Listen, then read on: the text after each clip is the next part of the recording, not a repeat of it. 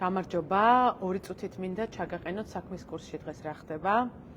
იცით რომ ქონდა დაგეგმილი დღეს პროტესტი შუა დღეს, მაგრამ პარალელურად გამოცხადებული იყო სასამართლო პროცესები, მათ შორის სააპელაციო სასამართლოში, თბილისში და ამიტომ გადავწყვიტეთ რომ საპროტესტო შეხვედრა შეკრება გაგვეკეთებინა სააპელაციო სასამართლოსთან 3 საათზე.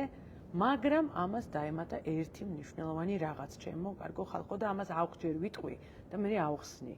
დაემატა ის, რომ სააპელაციო სასამართლოს, ანუ ეს არის სასამართლოების მეორე დონე, პირველი დონე არის ჩვეულებრივი რაიონის ქალაქის, სააპელაციო სასამართლოში გასაჩივრებულია პროცესები, რომელიც იყო უბნებზე, ჩვენს გავასაჩივრეთ, მაგრამ ახალგაზრდა იურისტთა ასოციაციამ, არასამთავრობო ორგანიზაციებმა და იმიტომ რომ რამდენიმე მოსამართლემ უკვე გამოიტანა განსხვავებული გადაწყვეტილება, თეთრი წყარომ, გორმა, სააპელაციო სასამართლომ ქუთაისის საქმეები გააერთიანა, ანუ მოსამართლეებს წაართვა და ერთად მოუყარა თავი და ეს არის დარღვევა საქართველოს კონსტიტუციის, მოსამართლეთა შეუცვლელობის პრინციპის.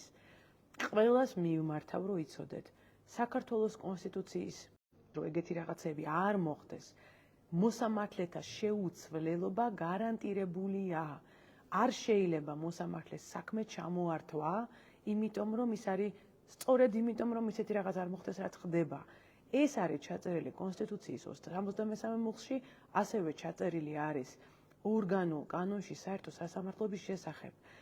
ძალიან გამონაკლის შემთხვევაში შეიძლება მოსამართლის საქმე ჩამოერთვას, ამასთვის უნდა მიმართოს წერილობით იუსტიციის საბჭომ, ისიც იმ შემთხვევაში თუ მოსამართლე არის ცნობილი ბრალდებულად, სისხლის სამართლის საქმე არის მოსამართლეზე და იუსტიციის საბჭოს რაღაცა წევრების უზარმაზარი უმრავლესობის გადაწყვეტილება უნდა იყოს.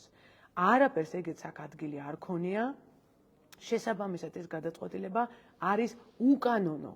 რაც მოხდა ქუთაისში. ქუთაისის სააპელაციო სასამართლომ კლანი დაიბნა, რაც ხდება, ეშლებათ კლანი ქვებოდან და ამიტომ დაარღვიეს კონსტიტუცია პირდაპირ დაარღვიეს კონსტიტუცია და შეუცვლელობის პრინციპი არის დარღვეული ამ შემთხვევაში. ამ ეტაპზე თბილისის სააპელაციო სასამართლო გაჩერდა, იმიტომ რომ ის დაბნეულია.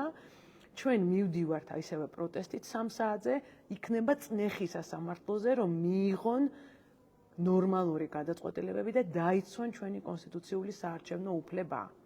მადლობთ.